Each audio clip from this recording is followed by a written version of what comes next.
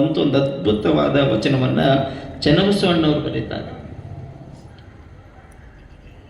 ಈ ಭೂಮಿ ಮೇಲೆ ದೇವರು ಹೆಂಗ ಬಂದ ಅಂತಂದ್ರೆ ಕೊಳ್ಳಾಗ ಹಾವು ಹಾಕೊಂಡು ಬರಲಿಲ್ಲ, ಕೈಯಾಗ ಗದ ಹಿಡ್ಕೊಂಡು ಬರಲಿಲ್ಲ, ಕೈಯೊಳಗ ಬಿಲ್ ಹಿಡ್ಕೊಂಡು ಬರಲಿಲ್ಲ.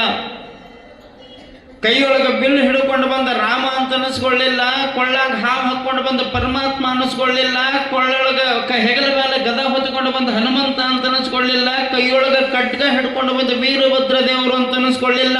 ಹ್ಯಾಂಗ ಬಂದ ಅಂತಂದ್ರ ಮನಸ್ಥಲಕ್ಕೆ ಮಂತ್ರವಾಗಿ ನೆನೆಸಿದವರನ್ನು ಉದ್ಧಾರ ಮಾಡುವುದಕ್ಕೆ ಕಲಿಕೇರಿಯ ಗುರು ಮರುಳಾರಾಧ್ಯ ರೂಪದೊಳಗೆ ಬಂದ, ಬೇಡಿದವರಿಗೆ ಬೇಡಿದ್ದನ್ನು ಕೊಟ್ಟ. ತನುಸ್ಥಲಕ್ಕೆ ಪ್ರಸಾದವಾದ. ಪುರಾಣ ಮುಗಿದ ಮೇಲೆ ಎಲ್ಲರೂ ಏನ್ ಮಾಡ್ತೀರಿ? ಪ್ರಸಾದ ಮಾಡ್ಕೊಂಡ ಹೋಗ್ತಿರಲ್ಲ. ಬರೇ ಇಲ್ಲಷ್ಟ ಅಲ್ಲ, ತನು ಭಗವಂತ ಕೊಟ್ಟ ಶರೀರವನ್ನು ಶುದ್ಧ ಮಾಡಬೇಕು ಅಂತಂದ್ರೆ, ಅದು ಶುದ್ಧಿಯಾಗಿರ್ಬೇಕು ಅಂತಂದ್ರೆ ಅದಕ್ಕೆ ಪ್ರಸಾದ ಬೇಕಲ್ಲ. ಊಟ ಅಂತ ಹೇಳಿಲ್ಲ ನೋಡ್ರಿ, ಅವರು ಪ್ರಸಾದ ಅಂದ್ರು. ಅನ್ಬೋದಿತ್ತಲ್ಲ, ಅವರು ತನುಸ್ಥಲಕ್ಕೆ ಆಹಾರವಾದ ಅನ್ಬೋದಿತ್ತು, ತನಸ್ಥಲಕ್ಕೆ ಊಟ ಅಂತ ಅನ್ಬೋದಾಗಿತ್ತು. ಈಗ ನೀವು ಅಂತಿರಲ್ಲ, ಬ್ರೇಕ್ಫಾಸ್ಟ್, ಟಿಫನ್, ಮತ್ತೇನೇನೋ ಲಂಚ್, ಹೀಗೆ ಅನ್ಬೋದಿತ್ತಲ್ಲ. ಅವರು ಪ್ರಸಾದ ಅಂತಂದ್ರು. ಯಾವುದಕ್ಕೆ ಪ್ರಸಾದ ಅಂತ ಕರೆದ್ರು ಅಂತಂದ್ರೆ, ನೀವು ಮಾಡಿದ ಅಡಿಗೆಯನ್ನ ನೀವ ತಗೊಂಡ್ರಿ ಅಂತಂದ್ರೆ ಅದು ನಾಷ್ಟನೂ ಆಕೈತಿ, ಅದು ಬ್ರೇಕ್ಫಾಸ್ಟ್ನೂ ಆಕೈತಿ, ಅದು ಊಟನೂ ಆಕೈತಿ. ನೀವು ಮಾಡಿರುವಂತಹ ಅಡಿಗೆಯ ಒಂದು ಕಾಳು ಕೂಡ ಇನ್ನೊಬ್ಬರ ಮನಸ್ಸು ನೋಯಿಸಲಾರ್ದಂಗ ಶ್ರಮ ವಹಿಸಿ ದುಡಿದಿದ್ದಿರಬೇಕು. ಆ ಮಾಡಿರುವಂತಹ ಅಡಿಗೆ ಗುರುವಿನ ಪಾದಕ್ಕೆ ಎಡಿಯಾಗಬೇಕು, ಗುರು ಮುಟ್ಟಿದ ಮೇಲೆ ಅದು ಪ್ರಸಾದ ಆಗಬೇಕು. ಅಂತಹ ಪ್ರಸಾದ ಈ ಶರೀರಕ್ಕೆ ಸೇರಬೇಕು ಅಂದ್ರೆ ಅವರು. ಎಷ್ಟು ಮಂದಿ ಪ್ರಸಾದ ಸ್ವೀಕಾರ ಮಾಡ್ತೀವಿ ನಾವು ಮನ್ಯಾಗಲ್ಲ, ನಾವು ಗುಡಿಯಾಗೂ ಊಟನ ಮಾಡ್ತೀವಿ. ಇಲ್ಲಿ ಗುರುಗಳು ಹೇಳ್ತಿರ್ತಾರೆ, ಪ್ರಸಾದ ಐತಿ ಚೆಲ್ಲಬೇಡ್ರಿ, ಪ್ರಸಾದ ಐತಿ ಚೆಲ್ಲಬೇಡ್ರಿ, ಎಷ್ಟು ಬೇಕು ಅಷ್ಟ ನೀಡಿಸ್ಕೊಳ್ರಿ, ಚೆಲ್ಲಿ ಹೋಗಬೇಡ್ರಿ ಅಂತ ಏನು ಮಾತಾಡ್ತಿರ್ತಾರಲ್ಲ, ಅದು ಯಾಕೆ ಪ್ರಸಾದ ಆಗೈತಿ ಅಂತಂದ್ರೆ, ಅಲ್ಲಿ ನಿಮ್ಮಂತಹ ದಾನಿಗಳೊಬ್ಬರು ಭೂಮಿ ತಾಯಿಗೆ ಬೆವರು ಸುರಿಸಿ ದುಡಿದು ತಂದ ಕಾಳುಗಳೈತಿ. ಆ ಕಾಳು ಬೆವರಿನ ಹನಿಯ ಪ್ರತಿಫಲ ಐತಿ. ಅದು ಗುರುವಿನ ಪಾದಕ್ಕೆ ಮುಟ್ಟಿದಾಗ ತಂದು ಕೊಟ್ಟಿದ್ದ ಕಾಳ ಮಾಡಿದಾಗ ಅಡಿಗೆ ಗುರು ಮುಟ್ಟಿ ಮತ್ತೆ ನಿಮಗೆ ಬಂದಾಗ ಪ್ರಸಾದ. ಆ ಪ್ರಸಾದದ ಒಂದು ಅಗಳು ಕೆಟ್ಟರು ಕೂಡ ಮುಂದೆ ಬಹಳ ಕಷ್ಟಪಡಬೇಕಾಗ್ತೈತಿ. ಚನ್ನಬಸವಣ್ಣನಂತಹ ಚನ್ನಬಸವಣ್ಣನವರ ಹುಟ್ಟಿಗೆ ಕಾರಣ ಕಕ್ಕಯ್ಯನವರ ಮೆಕ್ಕಿದ ಪ್ರಸಾದ. ಕಲಬುರಗಿ ಶರಣಬಸಪ್ಪನವರು ಮಕ್ಕಳಿಲ್ಲದವರಿಗೆ ಕೊಟ್ಟಿದ್ದು ಕಾರಿಕ ಉತ್ತತ್ತಿ ಕಲ್ಲು ಸಕ್ಕರೆಯ ಪ್ರಸಾದ, ತುತ್ತು ಪ್ರಸಾದ. ಯಾರೋ ಒಬ್ಬ ಗುರು ತನ್ನ ಅಮೃತ ಹಸ್ತದಿಂದ ನಿಮ್ಮ ಕೈಯಾಗಿಡ್ತಾನಂದ್ರೆ ಅದು ಪ್ರಸಾದ ಆಗಿರ್ತೈತಿ. ಅದ್ರ ಒಂದಷ್ಟೂ ಕಳ್ಕೊಳ್ಬಾರ್ದು. ಅದರಾಗ ಒಂದು ಅಗಳೂ ಕೂಡ ತೆಳಗೆ ಬೀಳಬಾರ್ದು. ನಿಮ್ಗೆ ಗೊತ್ತಿರಲಿ, ಕೇಳಿರ್ತೀನಿ ಪುರಾಣವನ್ನ, ಸುಮ್ಮನೆ ನೆನಪು ಮಾಡ್ತೀನಿ. ಶರಣ ಬಸಪ್ಪನವ್ರ ಹತ್ರ ಒಬ್ಬ ಹೆಣ್ಮಗಳು ಬರ್ತಾಳೆ, ಅಪ್ಪ ನನಗೂ ಮಕ್ಕಳು ಬೇಕು ಅಂತಾಳೆ. ಆಗ ಅವ್ರು 2 ಉತ್ತತ್ತಿ ತಗೊಂಡು ಕೈಯಾಗ ಕೊಡ್ತಾರಮ್ಮ, ಈ ಪ್ರಸಾದ ಸ್ವೀಕಾರ ಮಾಡು, ಗುರು ನಿಮಗೆ ಒಳ್ಳೇದು ಮಾಡ್ತಾರೆ. ನಮ್ಮ ಗುರುಗಳು ನಿಮಗೆ ಒಳ್ಳೇದು ಮಾಡ್ತಾರೆ, ಮರುಳಾರಾಧ್ಯರ ಆಶೀರ್ವಾದ ನಿನಗೈತಿ ಅಂತ. ಅದನ್ನು ತಗೊಂಡು ಬರುವಾಗ ಬಾಜು ಇರೋ ಹೆಣ್ಮಕ್ಳು ಮಾತಾಡ್ತಿರ್ತಾರಂತೆ, ಏನಂತ, ನೋಡು ಶರಣಪ್ಪನವ್ರು ಕೊಟ್ಟ ಪ್ರಸಾದ ಸುಳ್ಳು ಆಗಂಗೇ ಇಲ್ಲ, ಅಪ್ಪಿತಪ್ಪಿ ಅವ್ರು ಕೊಟ್ಟ ಪ್ರಸಾದಕ್ಕೆ ನಿನಗೆ ಮಗು ಹುಟ್ಟಿತು ಅಂತಂದ್ರೆ 1001 ರೂಪಾಯಿ ತಂದು ಕೊಡ್ಬೇಕು.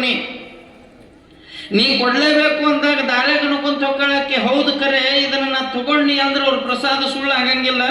ನಾನು ಹೊಟ್ಟೆಯಾಗ ಮಗು ಹುಟ್ಟಿತು ಅಂತಂದ್ರೆ ಈಗ ಮನ್ಯಾಗ ಗಂಡಗೆ ಹೇಳಲಾರ್ದು ಬಂದೀನಿ, ಅತ್ತಿಗೆ ಹೇಳಲಾರ್ದು ಬಂದೀನಿ, ಮಾವಿಗೆ ಹೇಳಲಾರ್ದು ಬಂದೀನಿ, ಇದು ಖರೆ ಆಯ್ತು ಅಂತಂದ್ರೆ ಮತ್ತೆ ಅವ್ರು ರೊಕ್ಕ ಕೊಡಂಗಿಲ್ಲ, ಸುಳ್ಳು ಬೀಳ್ತೀನಿ ಅಂದಾಕಿ ಈ ಪ್ರಸಾದನ ಯಾರು ತಿನ್ನಲಾರ ಜಗದಾಗ ಹಾಕ್ಬೇಕು ಅಂತ ಹಾವಿನ ಹೂತದಾಗ ಹಾಕಿ ಹೋಗ್ಕಾಳ. ಹಾವಿನ ಹುತ್ತದನಾಗ ಹೊಕ್ಕಾಳ. ಒಟ್ಟ ಇದು ಬೇಡ, ಸುಮ್ಮನೆ ಮತ್ತೆ ಅಲ್ಲಿದ ಹಚ್ಚಿ ಸರಿ ಹತ್ತಾಗ ಮತ್ತೆ ನಾಳೆ ಬಂದು ಮುಟ್ಟಿಸ್ಲಿಲ್ಲ ಅಂದ್ರೆ ಪಾಪಕ್ಕೆ ಬೀಳ್ತೇನೆ ಅಂತ ಹುತ್ತದೊಳಗೆ ಹಾಕಿ ಮನೆಗೆ ಹೊಕ್ಕಾಳ.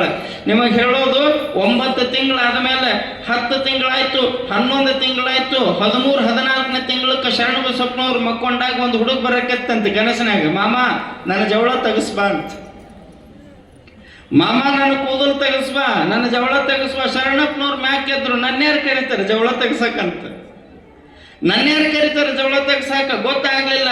ಬೆಳಗ್ಗೆ ಸ್ನಾನ ಪೂಜೆ ಮಾಡಿಕೊಂಡು ಅಂಗೈಯೊಳಗೆ ಲಿಂಗೈನನ್ನು ಹಿಡ್ಕೊಂಡು ಕಲಿಕೇರಿ ಗುರು ಮರುಳಾರಾಧ್ಯ ಶ್ರೀನಿವಾಸನಾಥರ ಸ್ಮರಣೆ ಮಾಡಿ ಕೇಳ್ತಾರಪ್ಪ, ಅದರ ಸಂದೇಹ, ಅದರ ವಿಚಾರ ಏನು ಹೇಳು, ಕನಸಿನ ಫಲ ಏನು ಹೇಳು ಅಂತಂದಾಗ ಇಂಥವ್ರಿಗೆ ಉಡಿ ತುಂಬಿದ್ದಿ, ಅವ್ರಿಗೆ ಮಕ್ಕಳಾಗದ, ನೀನ ಹೋಗಿ ಜವಳ ತೆಗಸ, ಹುಡುಗ ಕರಿಯಾಕತ್ತಂತ ಗುರುಗಳು ಹೇಳ್ತಾರ.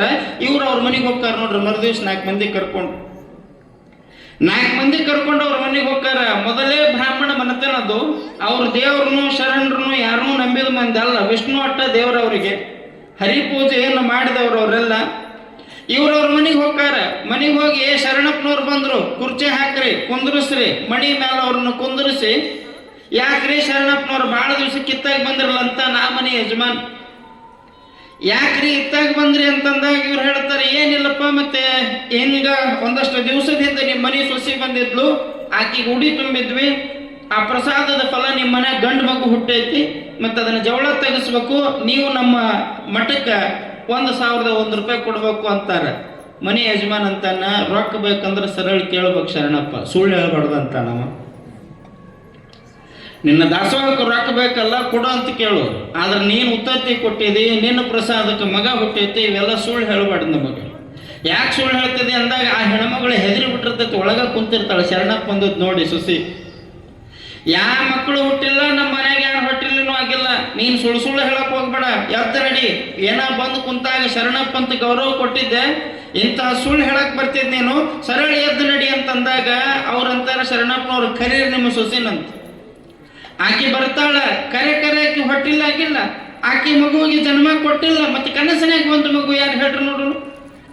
ಅವಾಗ ಆಕೆ ಬಂದು ಹಿಂಗ ಕೈ ಮುಗಿದ, ಶರಣಪ್ಪ ತಪ್ಪಾಯ್ತು, ಕ್ಷಮ ಮಾಡಿಬಿಡು, ನೀ ಕೊಟ್ಟ ಪ್ರಸಾದನ ಸ್ವೀಕಾರ ಮಾಡಿಲ್ಲ, ನನ್ನ ಹೊಟ್ಟೆಯಾಗ ಕೂಸು ಬೆಳೆದಿಲ್ಲ, ನಾನು ಈ ಮನೆತನ ಬೆಳಗಾಕ ಮಗುವನ್ನ ಹೆತ್ತಿಲ್ಲ, ಎಲ್ಲಿ ನನ್ನ ಮಾವ, ನನ್ನ ಗಂಡ, ನನ್ನ ಮೈದ, ನನ್ನ ಮತ್ತಿ ನಿನ್ನ ಮಾತಿಗೆ ಹೊಳ್ಳಿ ಬೀಳ್ತಾರಂತ ಹೆದರಿ ನಾನು ಹಿಂದೆ ಸರದಿನಪ್ಪ, ನೀನು ನಮ್ಗೆ ವಾಪಸ್ ನೀನು ಹೊಳ್ಳಿ ತಗೊಂಡ್ಬಿಡು ನಿನ್ನ ವರ ಅಂದಾಗ, ಉತ್ತತ್ತಿ ಎಲ್ಲಿ ಹಾಕಿದೆ ಅಂತ ಕೇಳ್ತಾರವ್ರು. ನಾ ಕೊಟ್ಟ ಪ್ರಸಾದ ನೀ ಎಲ್ಲಿ ಹಾಕಿದೆ? ಹಾವಿನ ಹುತ್ತದೊಳಗೆ ಹಾಕಿನಿ, ಕರ್ಕೊಂಡು ಬರ್ರಿ ಅಂತಾರೆ. ಹಾವಿನ ಹುತ್ತಕ್ಕೆ ಬಂದು ಆ ಹಾವಿನ ಹುತ್ತನವನ್ನು ತೋರಿಸಿದ ಮೇಲೆ ಆ ಊರಾಗಿದ್ದ 5 ಆಕಳ ಕಡೆಯಿಂದ ಹಾಲು ಹಿಂಡ್ಕೊಂಡು ಬರ್ತಾರೆ. 5 ಕೊಡ ಹಾಲನ್ನು ಹುತ್ತದ ಮೇಲೆ ಹಾಕಿ ಹುತ್ತು ಕರಗಿಸಿದ್ರ ಸರ್ಪರಾಜ ಹೆಡಿ ಎತ್ಕೊಂಡು ಗಂಡು ಮಗುವಿನ ಉಡಲೊಳಗೆ ಇಟ್ಟುಕೊಂಡು ತೂಗಾಕತ್ತಿದ್ದಂತೆ. ಶರಣರ ತಾಕತ್ತು ನೋಡ್ರಿ ಹೆಂಗ. ಕೇಳ್ತಾರೆ ಶರಣಪ್ಪನವರು, ಕೂಸು ನಿಮಗೆ ಬೇಕೋ ಏನು ಹಳ್ಳಿ ತಗೊಂಡು ಹೋಗ್ಲು ಅಂತ. ನಮ್ಮ ಗುರುಗಳು ನಿಮ್ಮ ಮನೆತನ ಬೆಳಗುವುದಕ್ಕೆ ಕೊಟ್ಟ ಕೂಸಿದು, ನಿಮಗೆ ಬೇಕೋ ಏನು ಹಳ್ಳಿ ತಗೊಂಡೋಗ್ಲ ಅಂದಾಗ ಅವನು ಕಾಲು ಹಿಡಿದು ಕೇಳ್ಕೊತಾರೆ, ತಪ್ಪಾಯ್ತು ನಮ್ದು ಕ್ಷಮ ಮಾಡಿಬಿಡು, ನೀ ಕೊಟ್ಟ ಪ್ರಸಾದ ನಮ್ಮ ಮನೆಗೆ ಬೆಳೀಲಿ, ನಾವು 1,000 ಅಲ್ಲ 10,000 ಕೊಡ್ತೀವಿ ಅಂದ್ರೆ ಶರಣಪ್ಪನವ್ರು ಅಂತಾರೆ, ಪರಮಾತ್ಮ ನನಗೊಂದೇ ಮಾತು ಹೇಳಾನ, ದಾಸೋಹಕ್ಕೆ ಗಂಡು ಮಗು ಹುಟ್ಟಿದ್ರೆ 1,001, ಹೆಣ್ಣು ಮಗು ಹುಟ್ಟಿದ್ರೆ 501 ಅಷ್ಟ ಕೊಡು ಅಂದಾನ. ನಿನ್ನ 10,000 ನಿನ್ನ ಮನೆಗೆ ಇಟ್ಕೋ, ನೀ ಕೊಟ್ಟ ಮಾತು ಉಳಿಸ್ಕೊಂಡು ಬಿಡು ಸಾಕು, ಇದು ಪ್ರಸಾದದ ತಾಕತ್ತು ಅಂತಾರಲ್ಲ. ತನುಸ್ಥಲಕ್ಕೆ ಪ್ರಸಾದವಾದ, ಸುಮ್ಮನೆ ಪ್ರಸಾದ ಆಗಲಿಲ್ಲ, ಮತ್ತೆ ಕರಸ್ಥಲಕ್ಕೆ ಲಿಂಗವಾದ. ದೇವರು ಕರಸ್ಥಳಕ್ಕೆ ಲಿಂಗವಾದ, ಕೈಯಾಗ ಲಿಂಗೈನನ್ನು ಹಿಡ್ಕೊಂಡು ಬಹಳ ಜನ ಏನಂತಾರಂದ್ರೆ ಅಂಗೈಯೊಳಗೆ ಲಿಂಗೈನನ್ನು ಹಿಡ್ಕೊಂಡಿರ್ತಾರೆ, ಮುಂದಿರೋ ಕೃಷ್ಣನ ಫೋಟೋ ನೋಡಿ ನಮಸ್ಕಾರ ಮಾಡ್ತಿರ್ತಾರೆ, ದೇವರ ನನ್ನ ಕಾಪಾಡು ಅಂತ. ದೇವರ ನನ್ನ ಕಾಪಾಡು. ಮತ್ತೆ ಕೈಯಾಗಿದ್ದೇನು ಹಂಗ? ಕೈಯಾಗಿದ್ದೇನು? ನಿಮಗೆ ಹೇಳ್ತೀನಿ, ಎಲ್ಲೋ ಇರುವಂತಹ ಭಗವಂತನ ವರ್ಣೆ ಸಣ್ಣದಲ್ಲ. ಬ್ರಹ್ಮಾಂಡದಿಂದತ್ತ ಅದರತ್ತ ಶ್ರೀ ನಿಮ್ಮ ಮುಕುಟ, ಪಾತಾಳದಿಂದತ್ತ ಅದರತ್ತ ಶ್ರೀ ನಿಮ್ಮ ಚರಣ, ಅಗಮ್ಯ ಅಗೋಚರ ಅಪ್ರತಿಮ ಲಿಂಗವೇ ಎನ್ನ ಕರಸ್ಥಲಕ್ಕೆ ಬಂದು ಚುಳುಕಾದಿರಯ್ಯ, ಎನ್ನ ಕರಸ್ಥಲಕ್ಕೆ ಒಂದು ಚುಳುಕಾದಿರಯ್ಯ. ಪರಮಾತ್ಮ ನೀ ಬಹಳ ದೊಡ್ಡವ, ನಿನ್ನನ್ನು ರೂಪದೊಳಗೆ ಮೂರ್ತಿ ರೂಪದೊಳಗೆ ನೋಡಕ್ ಆಗಂಗಿಲ್ಲ. ನನ್ನ ಕರದೊಳಗೆ ಲಿಂಗೈ ಇದೆಯಲ್ಲ, ಕೈಯಾಗ ಲಿಂಗೈನ ಹಿಡ್ಕೊಂಡ್ರೆ ಏನು ಬೇಕಾದರೂ ಸಾಧಿಸಬಹುದು ಅಂತಾರಲ್ಲ. ಸಜ್ಜಲಗುಡ್ಡದ ಶರಣಂ ಅಂತ ಹೋದ್ರು. ಅಂಗೈಯೊಳಗೆ ಲಿಂಗೈನೂ ಕೂಡ ಕೇಳಿದ ವರ ಕೊಡ್ತಾನನ್ನಕ್ಕಿದು ಸಾಕ್ಷಿ. ಕರಸ್ಥಲಕ್ಕೆ ಲಿಂಗವಾದ, ಅಂಗೈಯೊಳಗೆ ಲಿಂಗ ಪೂಜೆ ಮಾಡೋರ ಸಂಖ್ಯೆ ಬಹಳ ಕಡಿಮೆ ಆಗ್ಯಾವ. ಲಿಂಗಾಯತರು ಭಾಷಣ ಮಾಡೋರ ಸಂಖ್ಯೆ ಭಾಳ ಹೆಚ್ಚಾಗ್ಯಾವ. ನಾವು ಲಿಂಗಾಯತರು ಅವ್ರ ಲಿಂಗ ಎಲ್ಲದೋ ಇಷ್ಟು ಗೂಟಕ್ಕೆ ಇರ್ತಾವ. ಒಂದು ಊರಿಗೆ ಹೋಗಿದ್ವಿ ನಾವು ಪ್ರವಚನಕ್ಕೆ, ಒಂದು ಊರಿಗೆ ಹೋಗಿದ್ವಿ. ಅಲ್ಲಿ ಒಬ್ರು ಜಗದ್ಗುರುಗಳನ್ನ ಕರೆಸಿದ್ರು. ನನಗೆ ಬಹಳ ಆಶ್ಚರ್ಯ ಆಗಿದ್ದೇನು ಅಂತಂದ್ರೆ, ಪ್ರತಿಯೊಬ್ಬರು ಜಗದ್ಗುರುಗಳ ಹತ್ರ ಪಾದೋದಕ ತಗೋತಿದ್ರು, ಗುರುಕರುಣೆ ಆ ತೀರ್ಥ ತಗೊಳ್ತಿದ್ರು. ತಗೊಳ್ಳೋ ಮುಂದೆ ಸುಮ್ಮನೆ ಹಿಂಗೆ ಕೈ ಹೊಡಿತಿದ್ದಿಲ್ಲ ಅವ್ರು, ಆ ಲಿಂಗ ಇಟ್ಕೊಂಡು ತೊಗೊಂತಿದ್ರು ಅವ್ರು. ಪಾಳೆ ಹಚ್ಚಿರಿ ಪಾಳೆ ಹಚ್ಚಿ ಎಲ್ಲರ ಕೈಯಾಗೂ ಲಿಂಗಯ್ಯ, ಎಲ್ಲರ ಕೈಯಾಗ ಸುಮಾರು 1,000-2,000 ಜನ ನೋಡ್ಯಾರ. ಎಲ್ಲರೂ ಕೈಯಾಗ ಲಿಂಗಯ್ಯ ಹಿಡ್ಕೊಂಡು ಬಂದರು. ಭಾಳ ಖುಷಿ ಆಗಿಬಿಡ್ತು. ಆ ಊರ್ ಗೌಡ್ರನ್ನ ಕರೆದನ, ಎಂಥ ಊರ್ರಿ ನಿಮ್ಮದು, ಎಷ್ಟು ಚಲೋ ಊರಪ್ಪ ಯಪ್ಪ ನಿಮ್ಮದು. ಒಬ್ಬರು ಕೈಯಾಗ ಲಿಂಗಯ್ಯನ ಬಿಟ್ಟು ತೀರ್ಥ ತಗೊಂಡಿದ್ದು ನೋಡಲೇ ಇಲ್ಲ, ಗುರುವಿನ ಪ್ರಸಾದ ಕರುಣ ಪ್ರಸಾದ ತಗೊಂಡಿದ್ದು ನೋಡಲೇ ಇಲ್ಲ. ಇಷ್ಟು ಚಲೋ ಊರನ್ನ ಮಂದಿ ಎಲ್ಲರೂ ಲಿಂಗ ಕಟ್ಕೊಂಡಿರಿ ಅಂದ್ರೆ ನಿಮಗೆ ಲಿಂಗ ಕಟ್ಟಿದ ಗುರುಗಳು ಯಾರು ಅಂದಿನ? ನಿಮಗೆ ಲಿಂಗ ದೀಕ್ಷೆ ಮಾಡಿದ ಗುರುಗಳು ಯಾರ್ರಿ? ಎಲ್ಲಾದ್ರೂ ತೋರಿಸ್ರಿ ಅಂತಂದಾಗ ಅವ್ರು ಏನಂದ್ರು, ಅದರ ತಪ್ಪು ತಿಳ್ಕೊಂಡ್ರಿ ನೀವು. ಯಾಕ 1,000 ಮಂದಿ ಏನು ಕೈಯಾಗ ಲಿಂಗಪ್ಪನ ಹಿಡ್ಕೊಂಡು ತಗೊಂಡ್ರಲ್ರಿ, ಆ ಇಷ್ಟು ಲಿಂಗ ಎಲ್ಲರೂ ಒಂದೊಂದು ಅಲ್ರಿ ಅವು, ಒಂದೇ ಲಿಂಗಪ್ಪನ ಹೆಸರು ಇಟ್ಕೊಂಡ್ರಿ ಅಂತ. ಒಬ್ಬ ತಗೊಂಡು ಇನ್ನೊಬ್ಬನ ಕೈಯಾಗ ಕೊಟ್ಟು ಕಳಿಸ್ಯಾನ್ರಿ ಅಂತ. ಮತ್ ಮನೆಗೆ ಒಂದೇ ಇರ್ತಾವ ನಿಮ್ಮ ಮನ್ಯಾಗ. ಯಾರ ಗುರುಗಳು ಬಂದಾಗ ಕರ್ಣ ತಗೋಬರ್ರಿ, ಕರ್ಣ ಪ್ರಸಾದ್ ತಗೋಬರ್ರಿ ಅಂದಾಗ ನೀವೇನ್ ಮಾಡ್ತೀರಿ? ನಿಮ್ದ ಕೊಳ್ಳ ತೆಗೆದು ಅವ್ರ ಕೊಳ್ಳಾಗ ಹಾಕ್ತೀರಿ, ನಿಮ್ಮ ಕೊಳ್ಳ ತೆಗೆದು ಅವ್ರ ಕೊಳ್ಳಾಗ. ನಮ್ಮ ಗಂಡನ ಇನ್ನೊಬ್ಬರಿಗೆ ಬಿಟ್ಟು ಕೊಟ್ಟಂಗ ಅದು. ನಮ್ಮ ಗಂಡನ ಇನ್ನೊಬ್ಬರಿಗೆ ತಗೋ, ನೀ ಇವತ್ತು ಒಂದ್ ದಿವ್ಸ ತಗೋ ಅಂದಂಗ ಅದು. ಬಸವಣ್ಣವ್ರು ಹೇಳ್ತಾರೆ, ಎಷ್ಟು ಅದ್ಭುತವಾದ ಮಾತು, ಎಷ್ಟು ಅದ್ಭುತವಾದ. ತಾನುಂಬ ಊಟವನ್ನು ತನ್ನ ರತಿಸುಖವನ್ನು ತಾ ಭೋಗಿಸದಲ್ಲದೆ ಮತ್ತೊಬ್ಬರಿಗೆ ಭೋಗಿಸೆನ್ನುವುದುಂಟೆ ಅಯ್ಯ. ತನಗಾಗಿ ಕಟ್ಟಿದ ಲಿಂಗವನ್ನ ತಾ ಪೂಜಿಸದಲ್ಲದೆ ಮತ್ತೊಬ್ಬರಿಗೆ ಪೂಜಿಸನ್ನುವ ಮುಹೀನ ಮೂಢ ಮತಿಗಳ ಮುಖ ನನಗೆ ತೋರಿದಿರ. ಕೂಡಲ ಸಂಗಮ ದೇವ ಅಂತಾರಲ್ಲ, ತನಗೆ ಕಟ್ಟಿದ ಲಿಂಗ ತಾನ ಪೂಜೆ ಮಾಡ್ಬೇಕು, ಇನ್ನೊಬ್ಬರಿಗೆ ಪೂಜೆ ಮಾಡುವಂತ ಬಿಡಕ್ಕಾಗತ್ತೆ? ನೀವು ಹೊಟ್ಟೆಸ್ತದವ, ಇನ್ನೊಬ್ಬರಿಗೆ ಉಣ್ಣನ್ರಿ ನೋಡುನು. ನಿಮಗೆ ಉಣ್ಬೇಕು ಅಂತ ಅನ್ಸೈತೆ, ಅಯ್ಯಪ್ಪ ನೀವು ಊಟ ಮಾಡ ನನ್ನ ಹೊಟ್ಟೆ ತುಂಬತೈತೆ ಅಂತ ಒಬ್ಬರಿಗೆ ಅಂತೀವಿ ನಾವು ಅನ್ನೋದಿಲ್ಲ. ಸಜ್ಜನಗುಡ್ಡದ ಶರಣಮ್ಮ ಅಂಗೈಯೊಳಗ ಲಿಂಗಯ್ಯನನ್ನು ಹಿಡ್ಕೊಂಡ್ರೆ ಇಡೀ ಪ್ರಪಂಚವನ್ನ ಲಿಂಗಯ್ಯನೊಳಗೆ ತೋರಿಸ್ತಿದ್ಲಂತೆ. ಹಾಲು ಮತದ ಮಹಾಮಾತೆ ಲಿಂಗಪ್ಪಗಿರೋ ತಾಕತ್ತ. ಒಂದ್ಸರಿ ಆ ಮಠದಾಗಿರೋರೆಲ್ಲರೂ ಶರಣಮ್ಮನ ಹತ್ರ ಬಂದ್ರು, ಅಮ್ಮ ನಾವು ಉಳ್ವಿ ಚನ್ನಬಸವಣ್ಣನ ತೇರು ನೋಡಕ್ ಹೋಗ್ಬೇಕು, ಮತ್ ನಮ್ಗೆ ಕಳಿಸ್ಕೊಡು ಅಂದ್ರು. ಯಾರು ಬೇಡ ಅಂತಾರೆ, ಹೋಗಿ ಬರ್ರಿಪ್ಪ ಚನ್ನಬಸವಣ್ಣನ ದರ್ಶನ ಮಾಡ್ಕೊಂಬರ್ರಿ, ತೇರು ಬಹಳ ದೊಡ್ಡ ತೇರು, ಬಹಳ ದೊಡ್ಡ ಜಾತ್ರೆ, ಬಂಡಿ ಜಾತ್ರೆ ಅದು, ಹೋಗಿ ಬರ್ರಿ ಅಂತಂದ್ರು ಶರಣಮ್ಮ. ಎಲ್ಲರೂ ಹೊಂಟಿದ್ರು. ಅಲ್ಲೊಬ್ಬವ ಅವ್ರ ಸೇವಕ್ಕಿದ್ದ ಸಿದ್ದಪ್ಪ ಅಂತೇಳಿ, ಅವನಿಗೂ ಹೋಗೋ ಆಸೆ ಇತ್ತು. ಸಿದ್ಧ ಅಂದ್ಲು, ಓಯವ್ವ ನೀ ಹೋಗ್ಬೇಡಂದ್ಲು ನೋಡಕ್ಕೆ, ನೀ ಹೋಗ್ಬೇಡಂದ್ಲು. ಶಿಟ್ ಬಂದ್ಬಿಡ್ತ ಅವಂಗ. ಎಲ್ಲರೂ ಜಾತ್ರೆಗೆ ಹೊಂಟಾರ, ನಾನು ಹೋಗ್ಬೇಡ ಅಂತಾಳೆ. ಬೇರೆ ಈಕೆಗೆ ರೂಮ್ ಕಸ ಹೊಡಿಯೋದಾತು, ಈಕೆ ಪೂಜೆಗೆ ಭೂ ತಂದು ಕೊಡೋದಾತು, ಈಕೆಗೆ ಊಟಕ್ಕೆ ರೆಡಿ ಮಾಡೋದಾತು. ನಂದೇನು ಕರ್ಮ ಮರ ಅಂತ ಬೈಯಾಕತ್ತಿದವ, ನಂದೇನು ಕರ್ಮ ಮರ ಅಂತ ಬೈಯಾಕತ್ತಿದ. ಎಲ್ಲರೂ ಉಳುವಿಗೆ ಹೋಗಿದ್ರು. ಉಳುವಿ ಜಾತ್ರೆ ತೇರು, ಇನ್ನೇನು ತೇರು ಎಳೆಯುವಂತಹ ಸಂದರ್ಭ ಇದು. ಹಣಿ ಬಿಡ್ಕೊಂತ ಕಟ್ಟಿ ಕುಂತಿತ್ತು ಹೊರಗ. ಸಿದ್ಧ ಅಂದ್ಲು, ಓಯವ್ವ ಅಂತ, ಜಳಕ ಮಾಡಿ ಬಾ. ಏನ್ ಜಳಕ ಮಾಡ್ತೀವಿ ಹೋಗಂದವ. ಲಿಂಗಯ್ಯನ ಪೂಜೆ ಅದವ, ಜಳಕ ಮಾಡಿ ಬಾ, ನೀ ಮಾಡು, ನೀ ಬೇಡ್ಕೊಂಡಿದ್ದಿ, ನೀ ಕಟ್ಕೊಂಡಿದ್ದಿ ಅಂದ್ರೆ ಇವ್ಗೆ ಸಿಟ್ಟು ಬಂದ್ಬಿಟ್ಟೈತಕ್ಕೆ ಮೇಲೆ.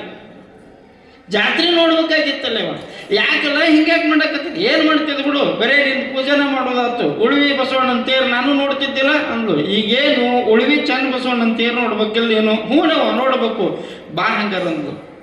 ಜಳಕ ಮಾಡಿ ಬಾ ಅಂದ್ಲು. ತೋದರ್ಮಿ ಮೇಲೆ ಹೋಗಿ ಕುತ್ಕೊಂಡ. ಅಂಗೈಯೊಳಗ ಲಿಂಗಯ್ಯನನ್ನು ಹಿಡ್ಕೊಂಡಾಳ. ಲಿಂಗಯ್ಯನ ಮೇಲೆ ಒಂದು ಹೂ ಇಟ್ಟಾಳ. ಆ ಸಿದ್ಧಗಂತಾಳ, ಸಿದ್ಧ ಕೈ ಮುಗಿ ಚನ್ನ ಬಸವಣ್ಣನ ತೇರು ನೋಡಿದ್ರು, ತೇರಿಗೆ ಮುಟ್ಟಿ ನಮಸ್ಕಾರ ಮಾಡು. ಈ ಲಿಂಗಯ್ಯನೊಳಗ ನೀನು ತೇರಿನ ಮುಂದೆ ನಿಂತು ತೇರು ಮುಟ್ಟಿ ನಮಸ್ಕಾರ ಮಾಡು ಅಂದಾಗ ಅಲ್ಲೆಲ್ಲಿ ಕಾಣ್ತೈತೆ ಅವ ಅಂದ. ನೋಡಲ್ಲ ಅಂತ ಗುರುದೊಡ್ಡ ಬಸವರ ಸ್ಮರಣೆ ಮಾಡಿದ್ರ ಉಳುವಿಯೊಳಗಿನ ತೇರು ಅಂಗೈಯೊಳಗಿನ ಲಿಂಗಯ್ಯನೊಳಗೆ ಕಂಡಿತ್ತಂತ. ಪುಣ್ಯಾತ್ಮಗ ತೇರು ಮುಟ್ಟಿ ಹಣಿ ಹಚ್ಚಿ ನಮಸ್ಕಾರ ಮಾಡಿ ಬಂದಿತ್ತಂತ ಸಿದ್ದಪ್ಪ. ನೀವು ಹಿಡ್ಕರ್ ಲಿಂಗಯ್ಯನ ನೋಡೋಣ, ನೀವು ಹಿಡ್ಕೊಂಡಿರ್ತೀರ ಲಿಂಗಯ್ಯನ. ನೀವು ದೇವ್ರ ಮುಂದೆ ಕುಂತಿರ್ತೀರಿ, ಹಣಿಗೆ ಇವತ್ತಿನ ಹಚ್ಚಿರ್ತೀರಿ, ಮೈ ತುಂಬ ಹಚ್ಚಿರ್ತೀರಿ, ಆ ಲಿಂಗಯ್ಯನ ಕೈಯಾಗ ಹಿಡಿದಿರ್ತೀರಿ, ಅವಂಗ ಹೂನು ಹಾಕಿರಿ, ಪತ್ರಿನೂ ಹಾಕಿರಿ. ಇನ್ನೇನು ಕಣ್ಣು ಮುಚ್ಚಿ ಧ್ಯಾನ ಮಾಡ್ಬೇಕು. ಹೊರಗದ ಫೋನ್ ಟ್ಯೂನ್ ಅಂತ ಯಾರು ನೋಡವ್ರೆ? ಲಿಂಗಯ್ಯನ ಮೇಲೆ ಲಕ್ಷ್ಯ ಇವರು. ಕರಸ್ಥಲಕ್ಕೆ ಲಿಂಗವಾದ, ಮನಸ್ಥಲಕ್ಕೆ ಮಂತ್ರವಾದ. ಮನಸ್ಥಲಕ್ಕೆ ಪರಮಾತ್ಮ ಭೂಮಿಗೆ ಬಂದವ, ಅವ ಸುಮ್ಮನೆ ಆಗಲಿಲ್ಲ. ತನುಸ್ಥಲಕ್ಕೆ ಪ್ರಸಾದವಾದ, ಕರಸ್ಥಲಕ್ಕೆ ಲಿಂಗವಾದ, ಮನಸ್ಥಲಕ್ಕೆ ಮಂತ್ರವಾದ. ಸುಮ್ಮನೆ ಒಂದು ಮಾತು ಹೇಳಿದ್ರೆ ಸಾಕು, ಚಲೋ ಆಗತ್ ಹೋಗು ಅಂತ ಹೇಳಿದ್ರ, ಆಶೀರ್ವಾದ ಮಾಡಿದ್ರ, ದೇವರು ನಿನಗೆ ಒಲಿತಾನ ಅಂತ ಹೇಳಿದ್ರ, ನಿನಗಿಂತ ಕೆಲಸ ಆಗತೈತಿ ಅಂತ ಹೇಳಿದ್ರ, ನೆನಪಿರ್ಲಿ ತಾಯಿ, ಇವತ್ತಿಗೂ ಕೂಡ ಸೋಮವಾರ ದಿವಸ ಶರಣಪ್ಪನ ಹೆಸರು ಹೇಳಿ 1,001 ರೂಪಾಯಿ ಕಟ್ಟಿಟ್ಟು ಕಲಿಕೇರಿಯ ಗುರು ಮರುಳಾರಾಧ್ಯರ ಸ್ಮರಣೆ ಮಾಡಿದ್ರ ಬಂಜೆ ಅಂತ ಅನಿಸ್ಕೊಂಡ ತಾಯಿ ಬರೇ ಗುರು ಮರುಳಾರಾಧ್ಯನ ಹೆಸರಿನ ಮೇಲೆ 2 ಮಕ್ಕಳಿಗೆ ಜನ್ಮ ಕೊಡ್ತಾಳ ಅಂತಂದ್ರೆ ಅದು ಮಂತ್ರ ಅಲ್ಲದ ಮತ್ತೇನು? ಅದು ಮಂತ್ರ ಅಲ್ಲದ ಮತ್ತೇನು? ಗುರು ಹರ ಗುರುವಿನ ರೂಪದೊಳಗೆ ಬಂದ ಅನ್ನುವಂತಹ ವಿಚಾರ. ಇಂಥ ಗುರು ಮುಗ್ಧ ಸಂಗಯ್ಯನವರ ಜನ್ಮಕ್ಕೆ ಹೆಂಗ ಕಾರಣ ಅದ ಅನ್ನುವಂತಹ ವಿಚಾರನ ಪುರಾಣ ಓದಿದ ಮೇಲೆ ನಾವು ನೀವೆಲ್ಲ ನೋಡೋಣ.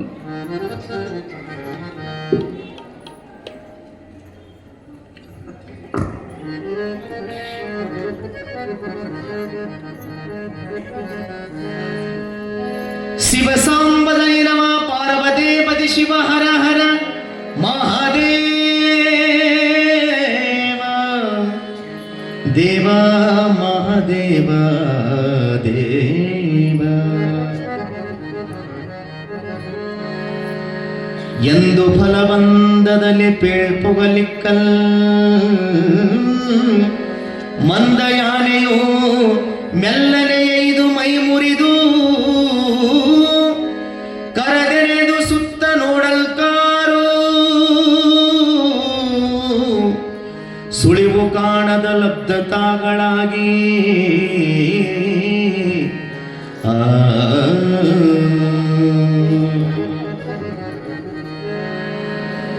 ಹಿಂದೆ ಕುಬರನ ಬಯಸಿ ಬಳಲುತ್ತಿರೆ ಕನಸಿನಲ್ಲಿ ಬಂದು ವರವಗೊಟ್ಟು ಹೋಗಿರ್ದ ಮಹಿಮೆಯಾಯಿತು ನಿಂದು ನಿಶ್ಚಯಿಸಿಕೊಂಡ ಕಂಡಿರ್ದ ಕನಸು ಪೇಳ್ದನು ಎನಗೊಡನೆ ಶಿವ ಸಾಂಬದೈ ನಮ ಪಾರ್ವತೇ ಪತಿ ಶಿವ ಹರ ಹರ ಮಹಾದೇವ. ನಿನ್ನೆ ದಿವಸ ಸಂಗಯ್ಯನವರ ಹುಟ್ಟಿದ ಊರು ಯಾವುದು ಅಂತ ನಿನ್ನೆ ದಿವಸ ನಾನು ನಿಮಗೆ ಹೇಳಿದ್ದೆ. ಯಾವ ಊರ ಮದು? ಶಿವಪುರ. ನೆನಪದ ರೀ? ಆ ತಂದೆ ತಾಯಿ ದಂಪತಿಗಳ ಹೆಸರು ಹೇಳಿದ್ದೇನ? ಭಕ್ತಿಶೀಲ ಮುಕ್ತಿಶೀಲ. ಎಷ್ಟು ಚೆನ್ನಾಗಿರದ್ರಿ, ನೆನಪಿಟ್ಟಿರಲ್ಲ. ಒಬ್ಬೊಬ್ಬರಿಗೆ ನೆನಪಿರಂಗಿಲ್ಲ, ಮತ್ತು ಬೇರೆ ಯಾರೋ ಒಬ್ಬರಿಗೆ ಲಗ್ನ ಆಗೈತನಂತಮ್ಮ ಅಂದೆ. ಹ್ಞೂನ್ರಿ ಆಗೈತಿ. ನಿನ್ನ ಹೆಂಡತಿ ಹೆಸರು ಹೇಳೋ ಅಂದ. ತಡ್ರ ಲಗ್ನ ಪತ್ರ ನೋಡಿ ಹೇಳ್ತೀನಿ ಅಂದವ. ಯಾಕೆ ಲಗ್ನ ಪತ್ರ ಯಾಕೆ ನೋಡ್ತೀನಿ ಅಂದ್ರೆ ಆಧಾರ್ ಕಾರ್ಡ್ನಾಗ ಒಂದು ಬ್ಯಾರೆ ಐತಿರ, ಲಗ್ನ ಪತ್ರದ ಒಂದು ಬ್ಯಾರೆ ಐತಿರ. ನಮಗೆ ಮರುವದ ಆದ್ರೆ ಏನು ಮರಿಬೇಕು ಅನ್ನುವಂತಹ ಅರಿವಿಲ್ಲ, ಯಾವುದನ್ನು ಮರಿಬೇಕು ಅನ್ನುವಂತಹ ಅರಿವಿಲ್ಲ. ಆದರೂ ಒಳ್ಳೆಯದು, ಎಲ್ಲರೂ ಅವರಿಬ್ಬರ ಹೆಸರು ನೆನಪಿಟ್ಟಿರಿ. ನಾನು ಇನ್ನೇ ದಿವಸ ಹೇಳ್ತಿದ್ದೆ ನಿಮಗೆ, ಇವತ್ತು ಹೇಳ್ತೇನೆ ನೋಡಿವ, ಕಷ್ಟ ಬಂದೈತಿ ಅಂತ ಮತ್ತೊಬ್ಬರ ಮುಂದೆ ಕಣ್ಣೀರು ಹಾಕಿದ್ರೆ ಕಷ್ಟ ಪರಿಹಾರ ಆಗೋದಿಲ್ಲ. ಹೇಳ್ಕೋಬಾರ್ದು ಅಂತಲ್ಲ ನಾ ಹೇಳೋದು, ನಮ್ಮ ಕಷ್ಟನ ಇನ್ನೊಬ್ಬರ ಮುಂದೆ ಹೇಳ್ಕೋಬಾರ್ದು ಅಂತಲ್ಲ. ಈ ಸಂಸಾರಿಗಳದ್ದು ಒಂದು ಕೆಟ್ಟ ಸ್ವಭಾವ ಏನು ಅಂತಂದ್ರೆ ಎಲ್ಲರನ್ನೂ ಭಾಳ ದೌಡು ನಂಬಿಡ್ತೀರಿ. ಬಣ್ಣದ ಮಾತು ಮಾತಾಡೋರು ಯಾರು, ನಿಮ್ಮ ಹಂಗೆ ನಡ್ಸೋರು ಯಾರು, ಮುಂದೆ ಚಲೋ ಮಾತಾಡಿ ಹಿಂದೆ ಬೈಯೋರು ಯಾರು, ಒಟ್ಟ ಗೊತ್ತಿರಲ್ಲ. ಇನ್ನೂ ಒಂದು ಪ್ಲಸ್ ಏನು ಅಂತಂದ್ರೆ ಈ ಹೆಣ್ಮಕ್ಳಿಗೆ ಯಾರ ಕಣ್ಣಾಗ ನೀರು ಬಂದಾಗ ಮುಂದಿದ್ದವ್ರಿಗೆ ಆಟೋಮೆಟಿಕ್ ಬಂದ್ಬಿಡ್ತಾವ ನೀರು. ಅವ್ರು ಅಳಕತ್ತಾರಂದು ದಷ್ಟ ತಡೆ ಇವು ತಮ್ಮ ಹೊಟ್ಟೆಯಾಗಿಂದು ಇಲ್ಲದ್ದು ಎಲ್ಲ ತೆಗೆದು ಬಿಚ್ಚಿಟ್ಟು ಬಿಡ್ತಾವ. ಅವರು ಇಲ್ಲಿ ಅತ್ತಂಗ ಮಾಡ್ತಾರ, ಮುಂದೆ ಹೋಗಿ ಕಂಡಂಗ ಬೈತಾರೆ. ನಿಮ್ಮ ಮುಂದೆ ಅತ್ತಂಗ ಮಾಡೋದು, ಮುಂದೆ ಹೋಗಿ ಕಂಡಂಗ ಬೈಯೋದು. ಬಹುಶಃ ಹಿಂದಲವರು ಜಾನಪದ ಗಾದೆಗಳನ್ನು, ಶಾಸ್ತ್ರಗಳನ್ನು, ಚಲೋ ಚಲೋ ಮಾತುಗಳನ್ನು ಸುಮ್ಮನೆ ಮಾಡಿಲ್ಲ. ಅಂತಿರ್ತಾರೆ ನೋಡ್ರಿ ಅವ್ರು ಏನಂತ, ಹೆಣ್ಣಿಗೆ ಹೆಣ್ಣೆ. ನಿಮಗೆ ಗೊತ್ತಿರಲಿ, ಗಂಡ ಎಷ್ಟರ ಬಡಿಲಿ, ಮಾವು ಎಷ್ಟರ ಬೈಲಿ, ಮತ್ತೊಬ್ಬರು ಎಷ್ಟರ ಮಾತಾಡಲಿ, ಏನಾರ ಮಾಡಲಿ, ಆದರೂ ಅತಿ ಹೆಚ್ಚು ಹೆಣ್ಮಕ್ಳು ಮನಸ್ಸಿಗೆ ನೋವು ಮಾಡೋರು ಯಾರು ಅಂದ್ರೆ ನಾ ಹೇಳಂಗಿಲ್ಲ. ಚುಚ್ಚಿ ಮಾತಾಡೋದ್ರಾಗ PhD ಮಾಡಿರ್ತಾರೆ ಒಂದಿಷ್ಟು ಮಂದಿ. ಇನ್ನೊಬ್ಬರಿಗೆ ಚುಚ್ಚಿ ಮಾತಾಡೋದ್ರಾಗ PhD ಮುಗಿದಿರ್ತಾವ ಅವರು. ಅವ್ರಿಗೆ ಮನಸ್ಸಿಗೆ ನೋವಾಗುತ್ತನ್ನೋ ಪ್ರಜ್ಞೆನೇ ಇರಂಗಿಲ್ಲ ಅವರಿಗೆ. ಒಂದು ಸತ್ಯ ನೆನಪಿಟ್ಕೊಂಡ್ಬಿಡ್ರಿ ನೀವು, ಇವತ್ತಿನ ಕಾಲಕ್ಕೆ ನೀವೇನಾರ ಇನ್ನೊಬ್ಬರ ಕಣ್ಣಿಗೆ ಕಾರಣ ಆಗಕತ್ತೀರಿ, ವಿನಾಕಾರಣ ಇನ್ನೊಬ್ಬರ ಮೇಲೆ ಅಪವಾದ ಹೊರಸಕತ್ತೀರಿ, ಏನೂ ಕಾರಣ ಇಲ್ಲದ ಇನ್ನೊಬ್ಬರ ಮೇಲೆ ಅಪವಾದ ಕೊಟ್ಟು ಅವ್ರ ಕಣ್ಣಿಗೆ ಕಾರಣ ಆಗಿರಿ ಅಂದ್ರೆ ಮುಂದೆ ನಿಮ್ಮನ್ನು ಅಳಿಸೋರು 1000 ಜನ ಹುಟ್ಟುತ್ತಾರೆ. ಬಹಳ ಎಚ್ಚರದಿಂದ ಇರಬೇಕು. ಬಹಳ ಎಚ್ಚರದಿಂದ ಇರಬೇಕು. ಯಾರ ನೋವಿಗೂ ಕಾರಣ ಸಾಧ್ಯ ಆದ್ರೆ ಒಂದಷ್ಟು ಅವ್ರ ಕಣ್ಣೀರು ಒರೆಸೋ ಕೆಲಸ ಮಾಡಬೇಕೇ ಹೊರತಾಗಿ ಅವರಿಗೆ ಕಣ್ಣೀರು ಬರೆಸೋ ಕೆಲಸ ಮಾಡಬಾರ್ದು. ಅವ್ರ ಮನಸ್ಸಿಗೆ ನೋವಾಗುವಂತಹ ಮಾತಾಡಬಾರ್ದು. ಮತ್ತು ನೀವು ಮಾತಾಡದೇ ಇರೋಂಗಂತೂ ಸಾಧ್ಯನೇ ಇಲ್ಲ. ನೀವು ಭಾಳ ಚಲೋ ಮಂದಿ, ನೀವು ಒಟ್ಟ ನಿಮ್ಮ ಕಣ್ಣಿಗೆ ಅಂಥವ್ರ ಸಿಗುತ್ತಿರ್ತಾರೆ. ನಿಮ್ಮ ಕಣ್ಣಿಗೆ ಅಂಥವ್ರ ಸಿಗ್ತಾರೆ. ಯಾರೂ ನಿಮ್ಮ ಮುಂದೆ ಚಲೋ ಸೀರೆ ಉಟ್ಕೊಳ್ಳುವಂಗಿಲ್ಲ, ಯಾರೂ ಕೊಳ್ಳಾಗ ಕೈಯಾಗ ಚಲೋ ಚಲೋ ಬಂಗಾರ ಸಾಮಾನು ಹಾಕೊಳ್ಳುವಂಗಿಲ್ಲ, ಯಾರೂ ಚಂದಗ ಗಂಡನ ಜೊತೆ ನಕ್ಕಂತೂ ಹೋಗುವಂಗಿಲ್ಲ.